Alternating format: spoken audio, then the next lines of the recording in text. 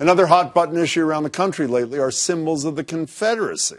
After a self-identified white supremacist, Dylan Roof, shot and killed 9 people at the Emmanuel AME Church in Charleston 2 years ago, South Carolina, as you recall, removed the Confederate battle flag that flew at its State House. Since then, several places have taken down statues and other memorials with Confederate ties.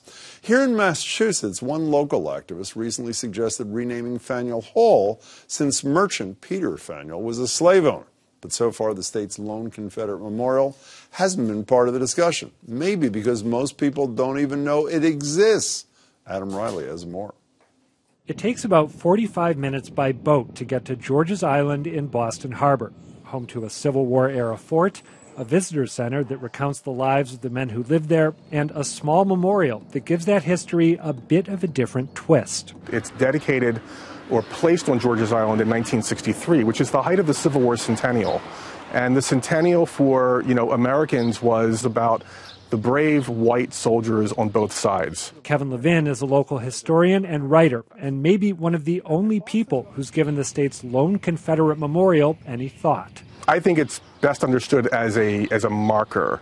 It doesn't engage in the kind of flourish that you'll find on other Confederate monuments from earlier in the 20th century. This is just, these men were prisoners here, 13 of them died. Still, some details might raise eyebrows.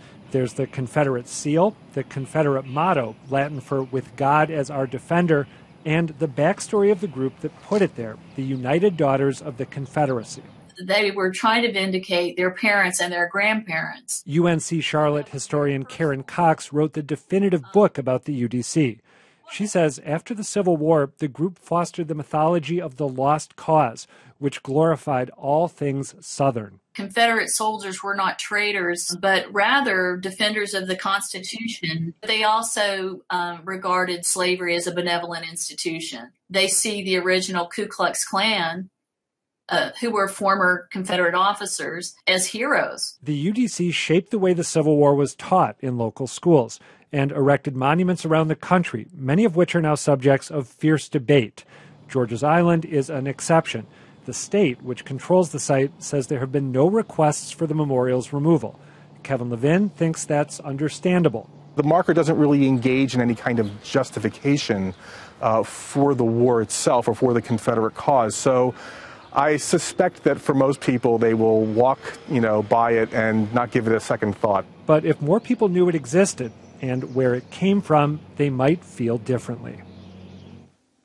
Adam Riley joins me now. Count me in the group who knew nothing about this, obviously. Yeah, me too. So you said, I think the word used was state controls this. Mm-hmm. So how about the guy who controls the state, Charlie Baker? Does he have a position on this? I contacted the governor's office, and he said through a spokeswoman that he is interested in moving the monument. Here's the statement. It's worth reading in full. Sure. Governor Baker believes we should refrain from the display of symbols, especially in our public parks, that do not support liberty and equality for the people of Massachusetts. Since this monument is located on a National Historic Landmark, the governor supports the department, that's DCR, working with the State Historical Commission to explore relocation options. What does that mean? I think it means that what the governor would like to do is start talking to the various layers of authority that are involved here about whether this thing could be put somewhere else, maybe sent back to the Daughters of the Confederacy. But here's what makes it tricky. The fort, Fort Warren, is a National Historic Landmark. So there's federal control at play here, even though the state owns and operates the land. And the State Historical Commission is run by Bill Galvin. A spokesperson for the Secretary of State told me that he thinks the final say would go to the feds, and then the state might be able to weigh in. So who knows how it will play out if they try to move it. United Daughters of the Confederacy, quickly, they dedicated this in the 60s? 1963. I'm afraid yes. Do they still exist in Massachusetts? I talked to a very nice woman at their national headquarters today. They are no longer here. Some good news in the story. Adam Riley, very nice to see you. you. Thank you, as always.